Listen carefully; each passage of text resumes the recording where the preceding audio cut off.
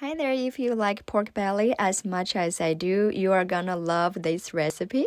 It's such a rice killer. I would consider this dish one of my all-time favorites. The recipe is so simple. To start, we're going to slice up some garlic, ginger, spring onion, and fresh chilies. Chilies are optional, or you can use non-spicy chilies. And as for the pork belly, you wanna slice it into small, manageable size like that. Start with some cooking oil, adding sliced pork belly to stir fry until they turn golden brown, which takes 5 minutes or so. Further, adding sliced garlic, ginger, chilies to stir fry for a minute before we season it with some 郫县 bean paste oyster sauce. Finally, season with some chicken powder and garnish with spring onion. There you have it.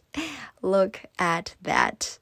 It's so good with a bowl of rice. Try it out. The full recipe is in my bio link. Thank you for watching.